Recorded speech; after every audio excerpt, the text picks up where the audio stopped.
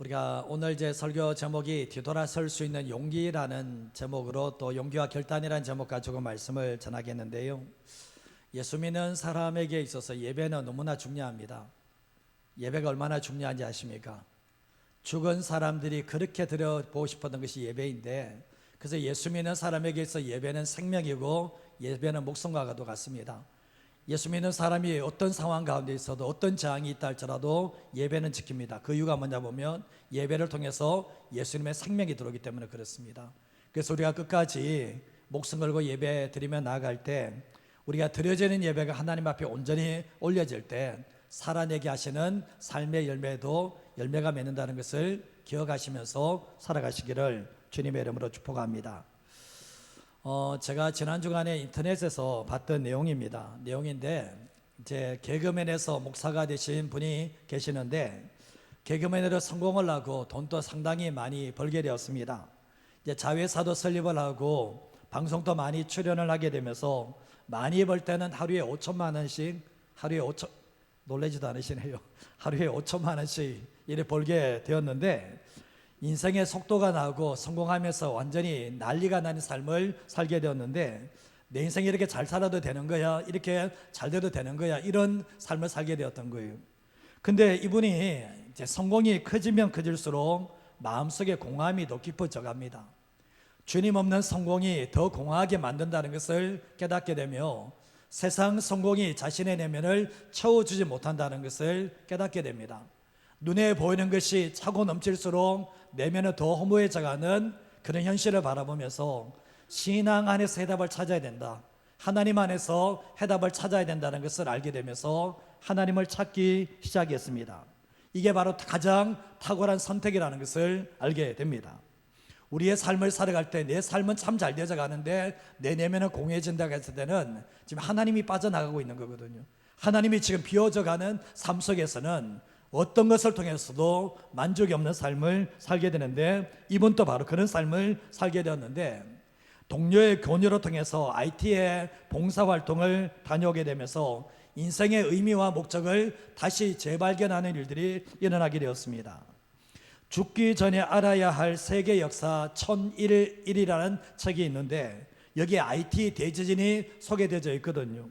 근데 31만 명의 이 사상자가 일어나고 100만 명 이상의 이재명이 발견한 사건이 IT 내 대지진이 일어났을 텐데, 여기 봉사로 갔는데 아무런 이유 없이 죽어가는 이곳에서 주님의 은혜를 경험하게 되면서 주님의 사람으로서 어떻게 삶을 살아가야 되는지 삶의 목적을 발견하게 되었던 겁니다. 그래서 2018년도에 개그맨 하다가 2018년도에 목사 안수를 받게 되면서 다른 사람에게 말씀을 가르치는 사역자가 됩니다. 그리고 2024년부터 아내와 함께 서울역에서 붕어빵을 꾸면서 전도를 해나가는데 영혼을 살리기 위해서 몸부림치는 삶을 살게 됩니다. 어쩌면 이 모습을 보면서 깨닫는 게 뭐냐 보면, 성공이 아니라 섬김의 삶을 살아가야 되는 것이고, 속도를 내는 게 아니라 올바른 방향을 잡는다는 것이 얼마나 중요한지를 깨닫게 되는데, 결국은 빨리 깨달으면 허무한 인생 살지 않게 되지만, 늦게 깨닫게 되면 계속해서 세상의 것은 더 많아지지만 허무한 삶을 살아갈 수밖에 없다는 것을 알게 됩니다. 우리가 예수님과 복음을 제대로 알고 제대로 믿어야 됩니다. 우리가 예수님을 믿는데 정말 미치도록 사모하도록 예수님을 믿는 사람들이 점차적으로 줄어가는 시대에 살고 있습니다. 이게 참 한국교회의 문제고 저의 문제라는 것을 깨닫게 되는데, 정말 예수님을 만났을 때는 예수님이 너무 좋아서 미치도록 사모했던 그 예수님이 어느 순간에 내 속에서 예수님이 일부분밖에 차지하지 못하고 있다는 것이 우리의 삶에 얼마나 인생에 공허함을 주는지를 깨닫지 못하면 문제가 된다는 것을 알게 됩니다. 우리가 복음을 통해서 하나님의 사랑이 들어왔잖아요. 우리가 예수님의 십자가의 죽으심이 내 죄를 위한 것이다 라는 것이 머리가 아니라 가슴을 쳤잖아요. 내가 예수님의 십자가 부활을 머리로 알고 있었습니다. 이 십자가의 죽음을 알고 있었지만 내 가슴을 치지 못할 때는, 내 마음을 치지 못할 때는 복음은 머리로는 이해하지만 주님과 인격적인 만남이 없다라는 거거든요. 주님과 인격적인 만남이 있을 때 복음의 지식이 들어오는 게 아니라 하나님의 사랑이 우리 안에 들어오는 거잖아요. 그렇기 때문에 복음 때문에 울고 복음 때문에 살겠다는 결단이 바로 예수님을 인격적으로 만난 사람들에게 나타나는 특징이라는 것을 알게 되는데, 지식이 우리를 변화시키는 게 아니라 사랑이 우리를 변화시킨다는 거예요. 그 복음 안에 있는 예수님의 사랑이 우리를 변화시킨다는 것을 알게 되는데, 이 복음의 은혜를 경험하고 복음의 사랑을 경험한 사람들은 세상의 그 어느 어떤 것과도 예수님을 바꿀 수 없고 세상의 그 어떤 것과도 하나님의 사랑과 바꿀 수 없다는 것을 깨달으면서 삶을 살게 된다는 거죠. 근데 그 사람이 뭡니까? 죄악된 세상의 한복판 속에서 하나님께 초점을 두고 하나님만 사랑하며 하나님을 주인으로 모시는 삶을 살아가게 된다는 것을 알게 됩니다. 우리가 성경은 예수님을 믿는 사람들에게 가까이 해야 될 것과 멀리 해야 될 것을 분명히 말씀합니다.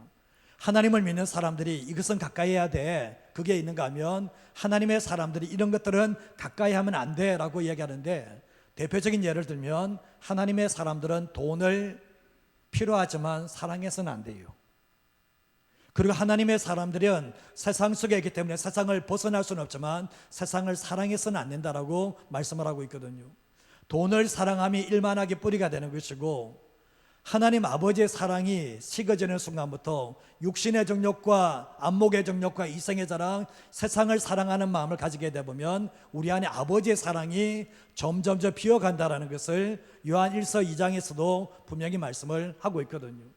근데 우리가 보면 세상을 사랑하지 말아야 돼, 세상 너무 가까이 하면 안 돼, 돈을 너무 가까이 하면 안 돼 생각하지만 우리가 신앙의 삶을 살다 보면 어떻게 됩니까? 나도 모르는 사이에 돈을 가까이 해야 되고 나도 모르는 사이에 세상을 가까이 하는 삶을 살게 되잖아요. 근데 이것을 이겨낼 수 있는 방법이 뭐냐 생각해 보면 적극적인 방법이 있다는 거예요.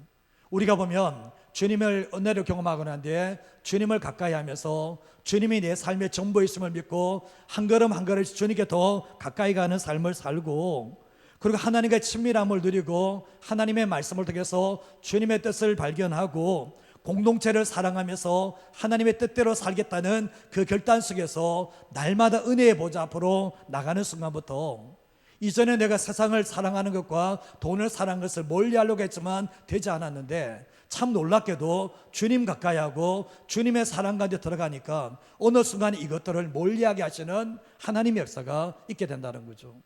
우리가 신앙생활할 때 내가 멀리해야 될 것, 피해야 될 것들이 내 힘과 노력으로는 참 안 될 때가 많습니다. 근데 되게 하는 방법이 뭐냐 보면 내가 주님을 가까이 하고 주님을 사랑하고 주님이 내 인생의 전부가 될 때 어느 순간에 세상 속에 있지만 세상 속에 있지만 세상적인 사람이 되지 않고 돈은 필요하지만 돈이 전부가 된 삶을 살아가지 않게 하시는 은혜가 주님을 사랑하는 사람에게 부어진다는 것을 알게 됩니다. 예수 믿는 사람에게 가장 큰 축복이 있다면 극도로 하나님과 친밀해지는 거예요. 하나님과 정말 극도로 친밀해지는 것, 이게 제가 이런 표현 잘 쓰죠. 예수님께 미친다라는 거죠. 예수님께 미친 사람들이 정말 예수 믿는 사람에게 가장 큰 복이라는 것을 알게 되는데, 예수님에게도 사단의 유혹이 있잖아요. 예수님께도 찾아와서 육신의 정욕, 안목의 정욕, 이세인에게 찾아가지고 유혹을 해들어오는데 예수님께서 어떻게 이겨내십니까? 피하십니까? 그거 아니잖아요. 하나님 아버지의 극도의 친밀함을 예수님이 누리고 계셨고 하나님의 말씀이 그 안에 살아있음으로 말미암아 하나님의 말씀으로 이겨내는 그 모습을 보게 된다는 거죠. 이 원리가 우리의 삶에도 똑같습니다. 사단이 육신을 통해서 육신의 정욕과 안목의 정욕, 이성의 자를 통해서 우리에게 공격에 들어올 때 그것을 방어하고 그것을 멀리하려고 노력하면 더 힘들다는 것을 알게 돼요. 그러나 예수님처럼 하나님과 더 가까이 가고 하나님의 말씀을 내 가슴에 품고 살아갈 때 이기게 하시는 하나님의 은혜가 있다는 것을 잊어버리지 마시고 살아가시기를 바랍니다.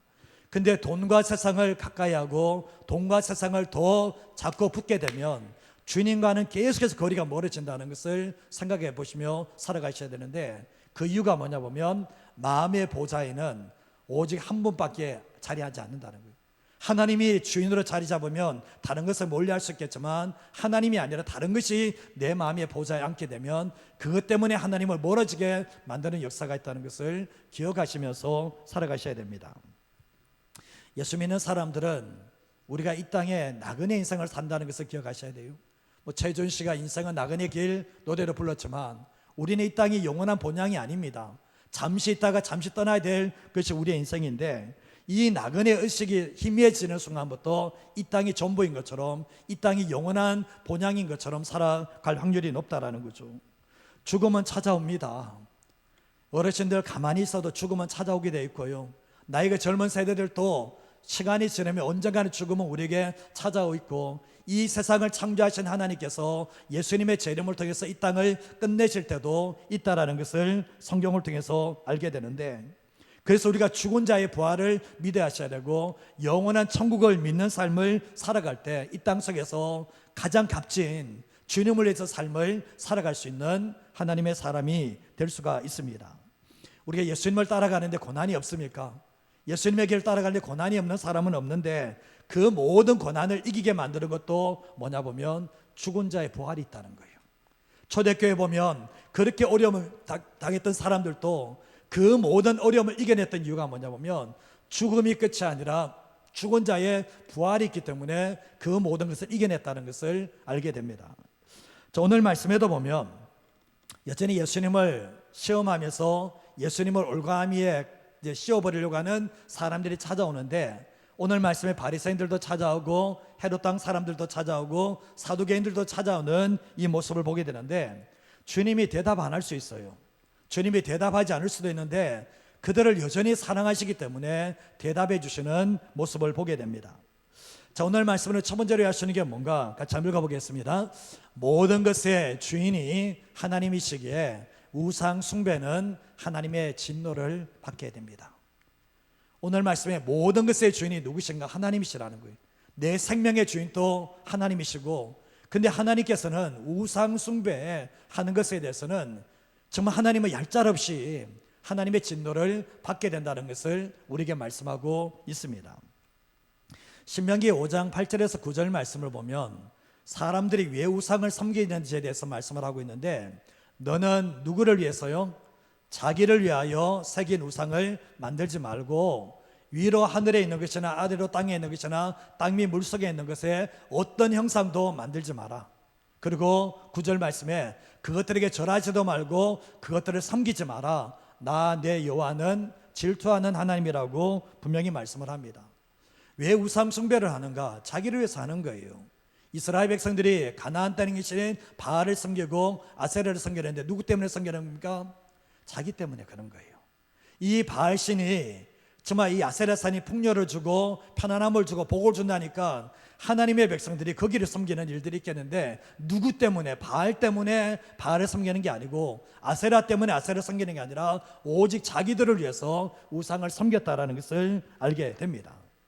우리가 보면 이스라엘 백성들이 보면 하나님의 백성들이 편안함을 추구하고 하나님 이 복을 추구하는 삶을 살다 보면 반드시 덫에 걸려요. 우리는 누구를 섬기는 사람입니까? 편안함을 섬기는 사람이요, 복을 섬기는 사람이요, 아니면 하나님을 섬기는 사람입니까? 하나님을 섬기는 사람 아닙니까? 하나님을 섬기면 하나님께서 우리에게 복을 주시지만, 하나님을 바라보는 게 아니라 눈에 보이는 복을 추구하고 편안함을 추구하다가 결국은 우상을 따라가는 그 모습이 바로 이스라엘 백성들에게 있었다는 것을 우리도 알게 되잖아요.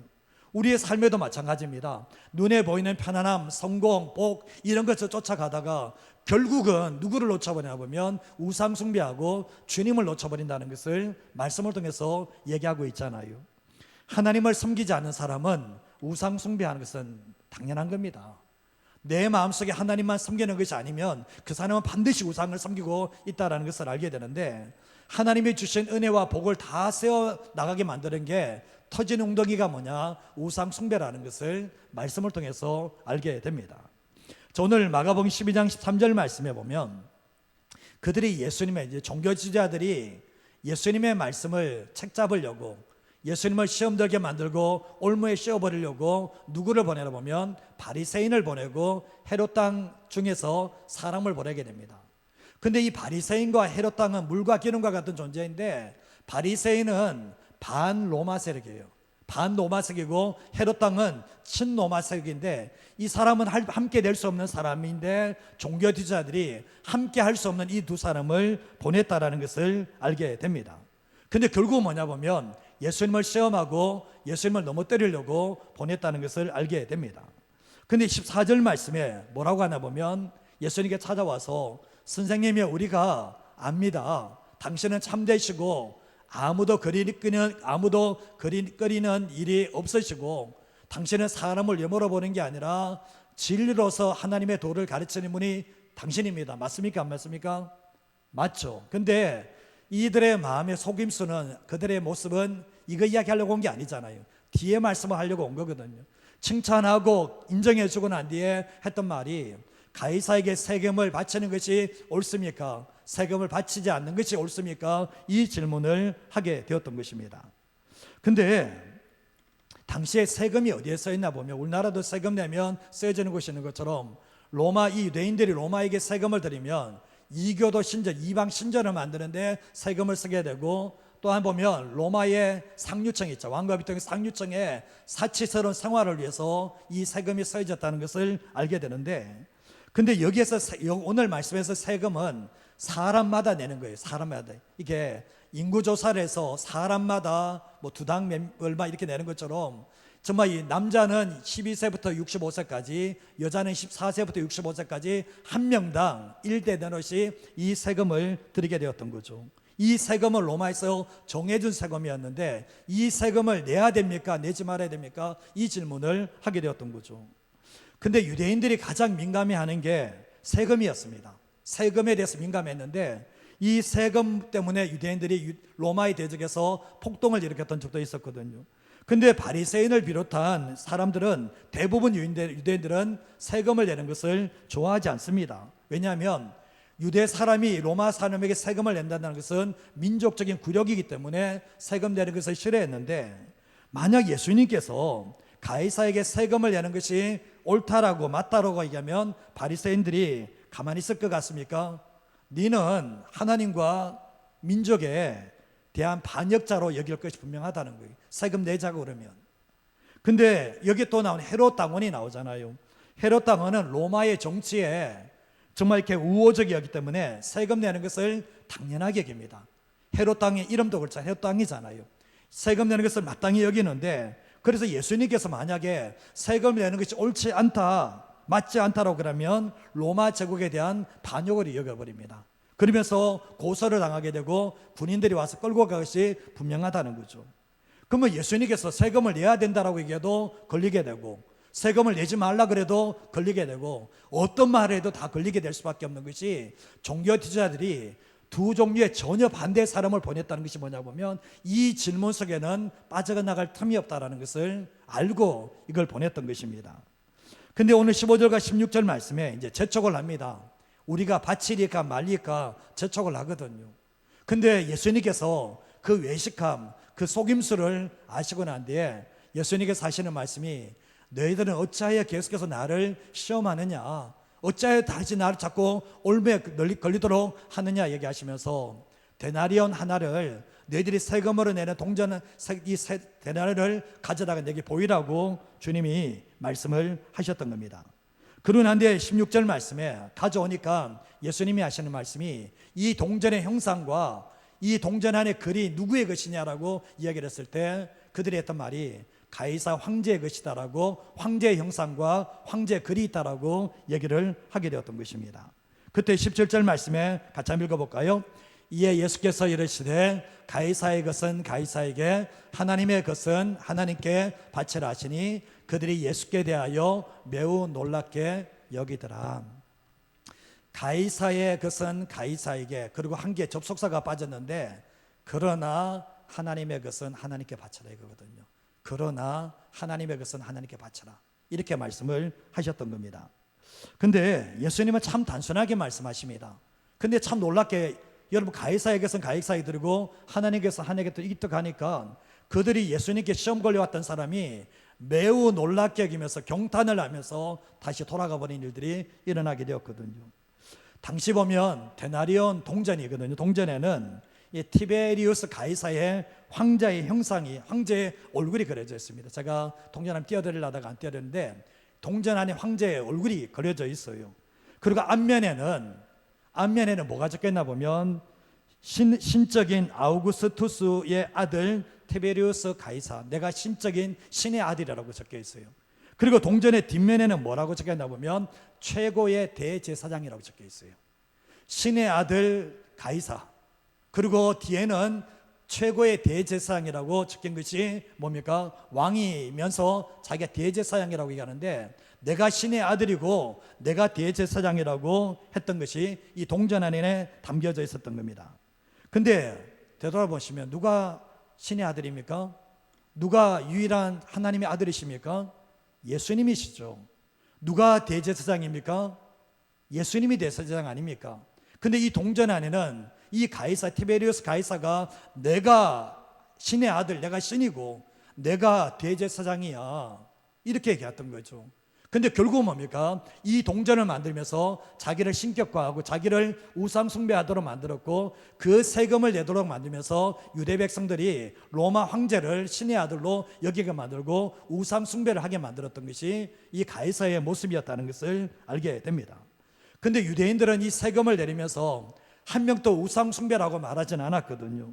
근데 예수님께서는 그것을 지적하는데, 가이사는 뭐죠? 스스로 우상화하는 그것을 돈으로 새겨놨거든요. 근데 예수님은 뭡니까? 우상 숭배하는 가이사에게 우상 숭배를 강요하는 그 더러운 그 돈을 가이사에게 줘버리라는 거예요. 가이사의 것은 가이사에게 주라고 얘기를 하는 거죠. 그러면서 이 말씀 속에는 뭐가 담겨있나 보면, 우상 숭배하는 사람은 반드시 멸망한다, 반드시 하나님이 멸망한다는 그 뜻 속에서 가이사의 것은 가이사에게 주라고 말씀을 하면서, 그러면서 하나님의 것은 하나님께 드리라고 주님에게 말씀을 하셨던 겁니다. 우리가 되돌아보면 가이사는 누구의 것입니까? 가이사는 하나님의 것 아닙니까? 가이사 사람 자체가 하나님의 것 아닙니까? 하나님은 모든 세상의 만물의 주관자거든요. 시편 24편 1절 말씀을 같이 한번 읽어보겠습니다. 땅과 거기에 충만한 것과 세계와 그 가운데 사는 자들은 다 여호와의 것이로다. 이 땅에 있는 모든 것이 다 누구의 것입니까?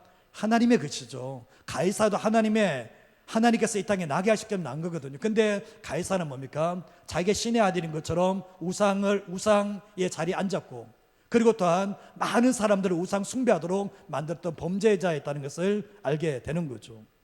근데 예수님이 하시는 말씀은 하나님이 주인이시기 때문에 하나님의 것은 하나님께 올려드려야 된다라고 분명히 말씀을 하셨는데, 저 가이사도 하나님의 것이라는 거죠.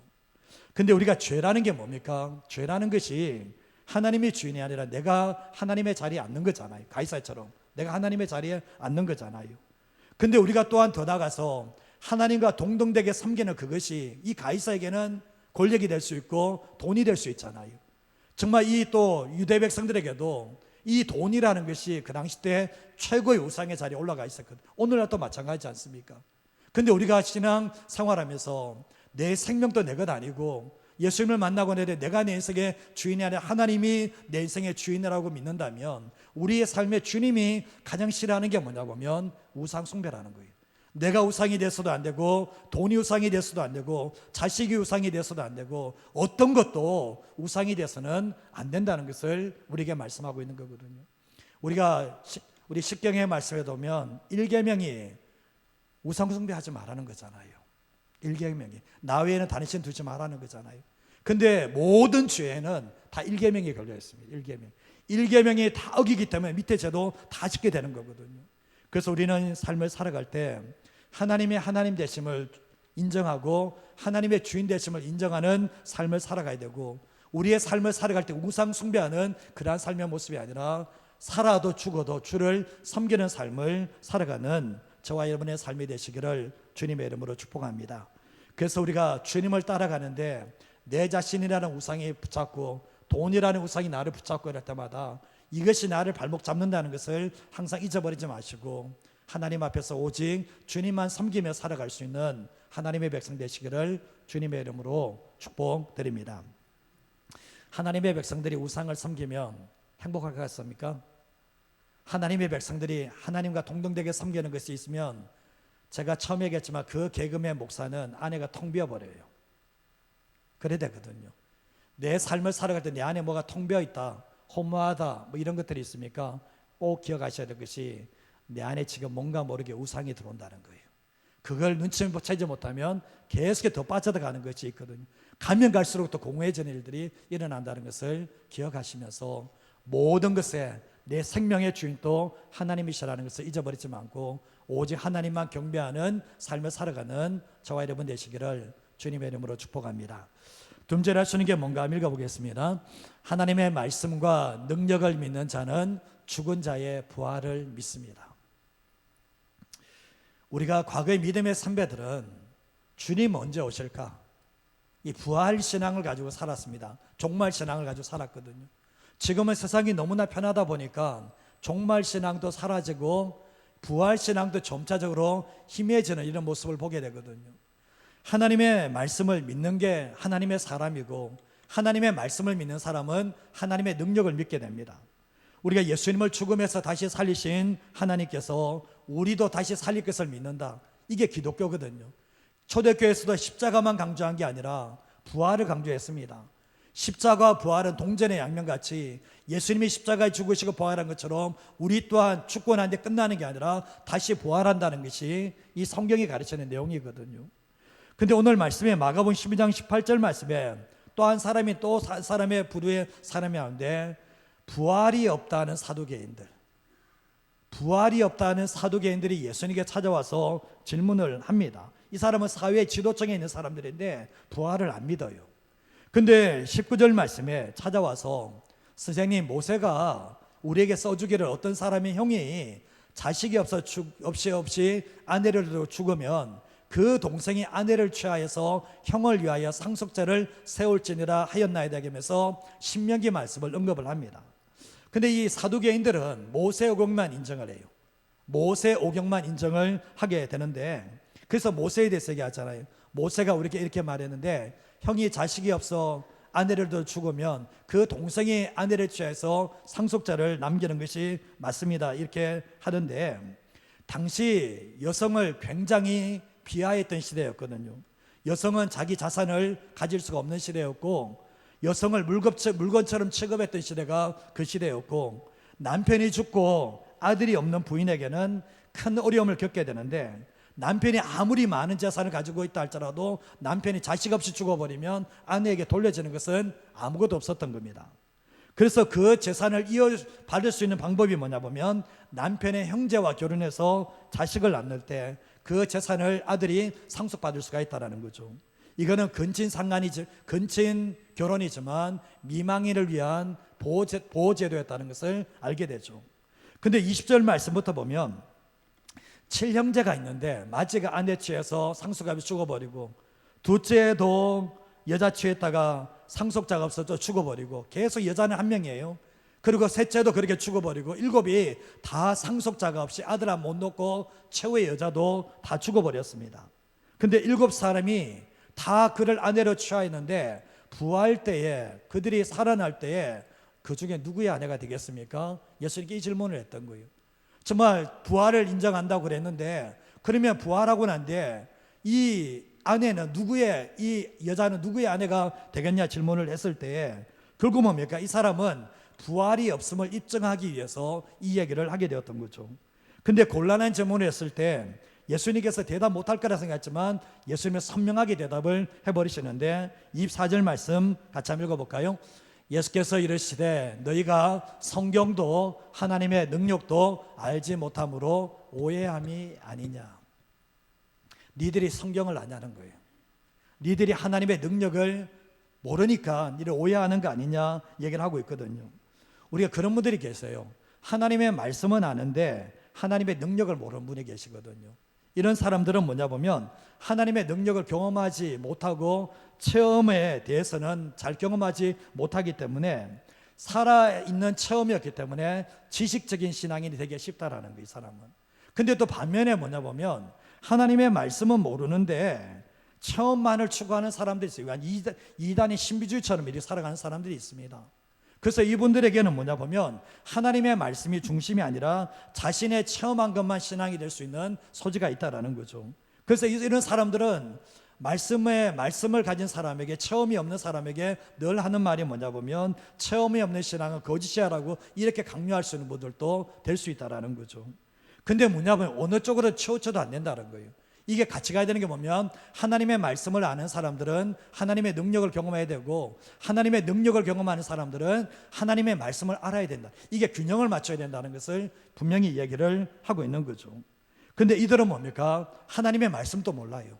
하나님의 말씀의 능력인데도 그 능력도 경험하지 못하니까 완전히 죽은 신앙이었다는 것을 알게 되죠.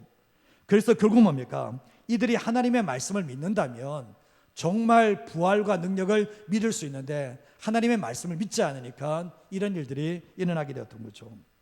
여러분 창세기 1장 1절 말씀 띄워주시면 한번 읽어볼까요? 태초에 하나님이 천지를 창조하시니라. 이게 모세오경입니다. 사두개인이 뭐만 인정한다고 했습니까? 모세오경만 인정한다고 그랬죠. 자, 태초에 하나님이 천지를 창조하셨다. 이 말씀이 하나님의 능력이 담겨 있습니까? 안 담겨 있습니까? 담겨 있죠. 태초에 하나님이 이 천지를 만드셨다면 왜 부활을 못 믿어요? 하나님이 그만큼 능력이 있는데 이 땅에 있는 모든 것이 다 하나님의 말씀으로 만들어졌다면 부활을 못 믿을 이유가 없는 것에도 불구하고 믿지 않는 것이 바로 사두개인의 특징이었다는 것을 알게 됩니다. 그때 25절 말씀에 예수님이 대답하는 게 뭐냐 보면 사람이 죽은 자 가운데 살아날 때는 장가가는 일이 없다는 거예요. 부활 때는 시집가는 일도 없고 하늘의 천사와 같다라고 말씀을 하면서 주님 안에서 전혀 새로운 관계로 만나게 된다는 것을 알게 되는데, 물론 천국 갔을 때 자기 남편, 자기 아내 모르는 건 아니에요. 제가 봤을 때 안다고 생각해요. 그러나 뭐냐 보면 거기에서도 장가가고 시집가고 또 다른 이런 모습이 아니라 온 주님 안에서 모든 사람이 한 가족이 되는 것에 대해서 얘기를 하는 거잖아요. 그러면서 26절 말씀해 보면 죽은 자가 살아난다는 것을 말할진대, 죽은 자가 다시 부활한다는 것을 말할진대, 너희가 모세의 체조, 계속 모세에 대해서 얘기하잖아요. 이 사도교인들은 모세경만 인정하니까. 근데 가시나무 뜰기에 관한 것에 대해서 하나님께서 모세에게 어떤 말씀하셨냐? 나는 아브라함의 하나님이요 이삭의 하나님이요 야곱의 하나님이었답니까? 이다라고 하는 겁니까? 만약에 하나님께서 이 모세에게 아브라함의 하나님, 이삭의 하나님, 야곱의 하나님이었다라고 하면 과거형이 되겠지만 이다라고 했을 때는 하나님은 산자의 하나님이라는 거예요.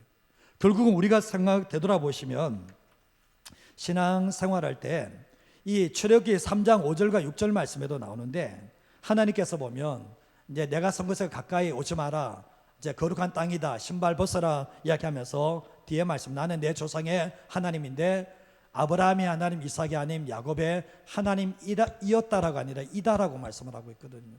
그러면서 모세가 하나님에게를 두려워했다라고 말씀을 하고 있는데, 결국 뭡니까? 하나님에게는 과거는 없어요. 하나님은 언제나 현재이거든요. 아브라함이, 이삭이, 야곱이 죽었잖아요. 그런데 하나님이 역사하시는 말씀은 이 아브라함과 이삭과 야곱이 살아있는 존재로 얘기하십니다. 항상 산자의 하나님이라고 말씀을 하고 있거든요.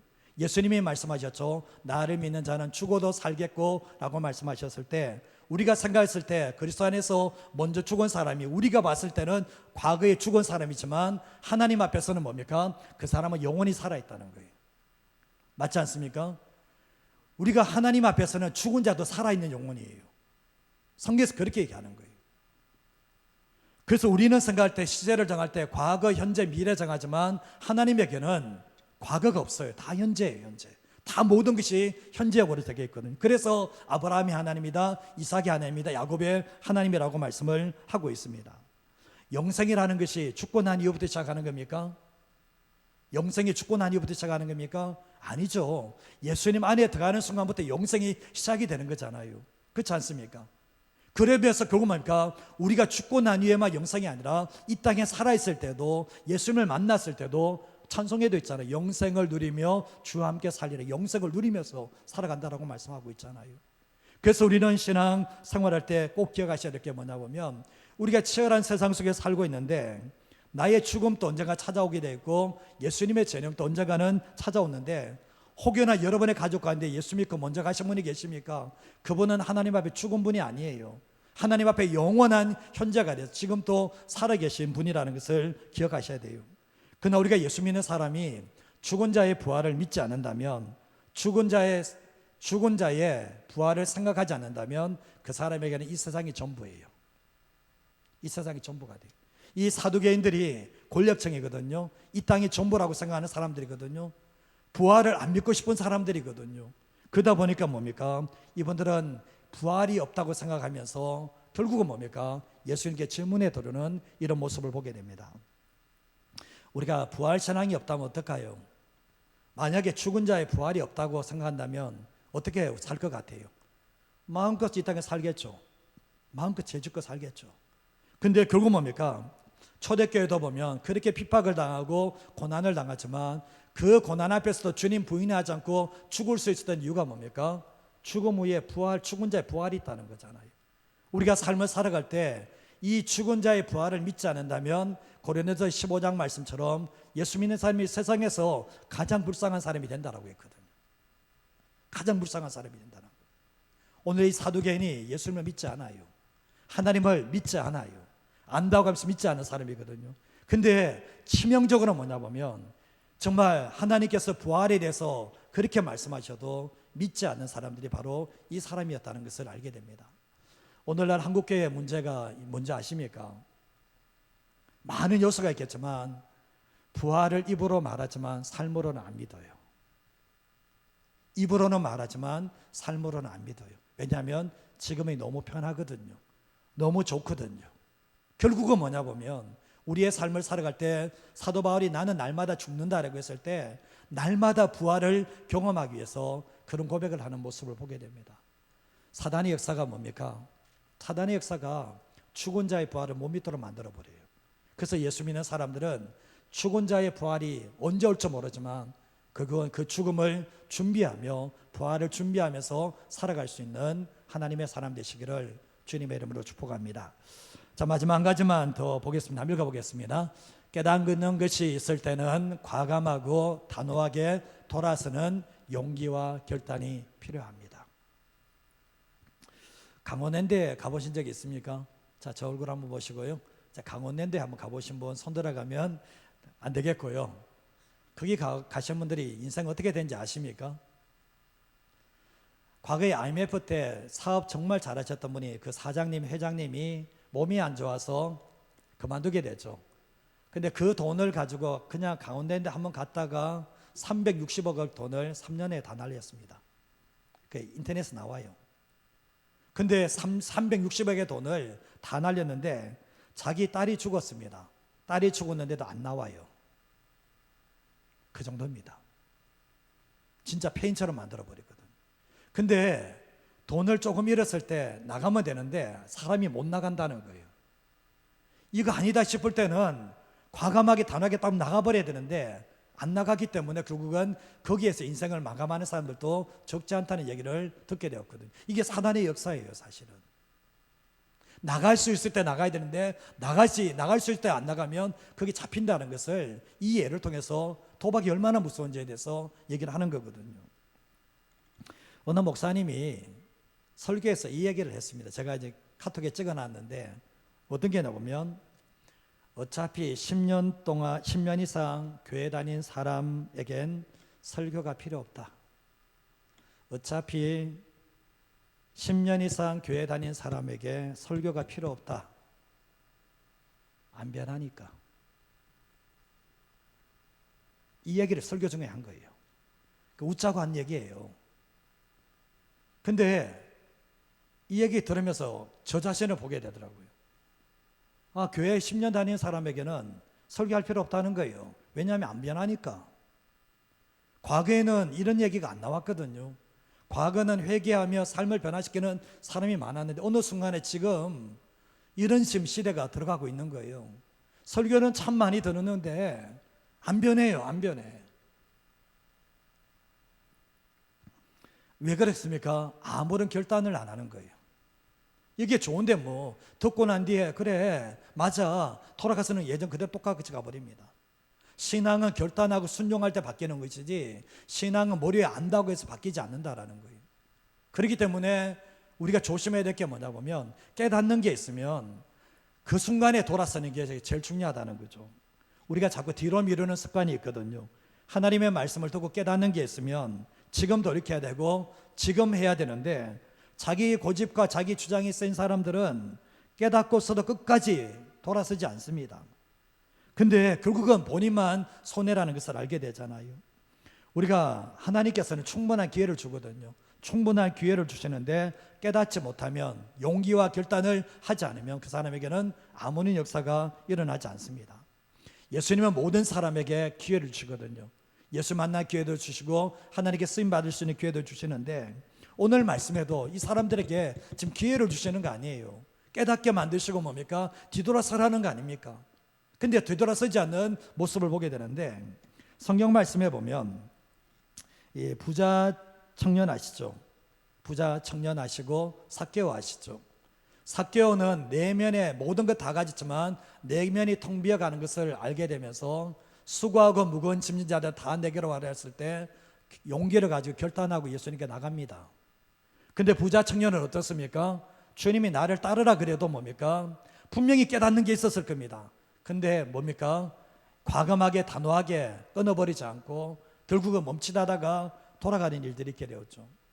성경 말씀 요한복음 3장 말씀에 니고데모라는 사람이 나오는데 사내들인 공회원입니다. 이 사람이 예수님께 밤에 찾아왔습니다. 예수님 말씀 전하는 그 사역 보니까 도저히 궁금증이, 호기심이 지워지지 않는 거예요. 예수님께 찾아와서 당신이 하나님께로 보내심이 받은 사람이 아니면 이런 일을 행할 수 없습니다 했을 때 예수님 거듭남에 대해서 이야기하시면서 정말 거듭난 자만이 하나님 나라에 들어갈 수 있다는 얘기를 하시는데, 나중에 보면 이 니고데모가 예수님을 하나님의 아들로 인정하게 되고 예수님이 십자가에 죽고 난 뒤에 그 시신에 찾아갔던 것이 니고데모였다는 것을 알게 됩니다. 정말 뭡니까? 깨닫는 게 있었을 때 정말 다른 사람은 안 갔지만 과감하게 찾아갔고, 그리고 예수님이 맞다는 것을 알았을 때 용기와 결단을 통해서 예수님의 길을 따라갈 수 있는 사람이 됐다는 것을 알게 됩니다. 오늘 말씀해 보면 예수님께서 바리새인들에게, 헤롯 왕에게, 사두개인들에게 놀라운 깨달음을 줬습니다. 경탄했다는 말이 나오고, 다른 번역본에는 경탄했습니다.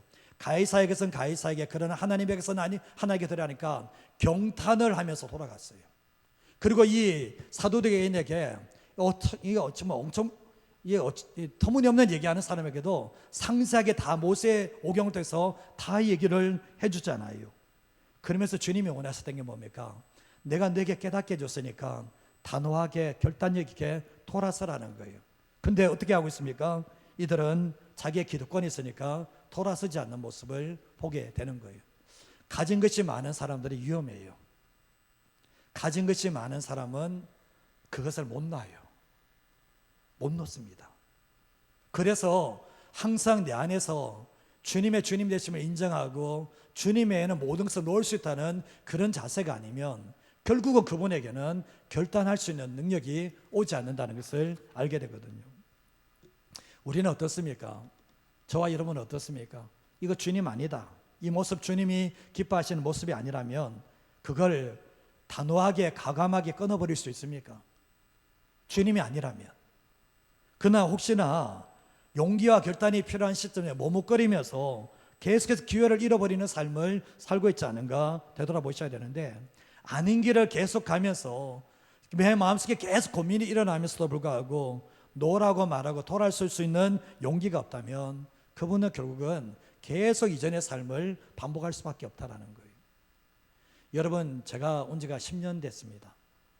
제가 10년 됐거든요. 저 10년 전에 저를 만나신 분에게 저 10년 만나기 전부터 어떻습니까? 여러분의 신앙은? 10년 전에 여러분의 모습과 지금의 모습은 어떻습니까?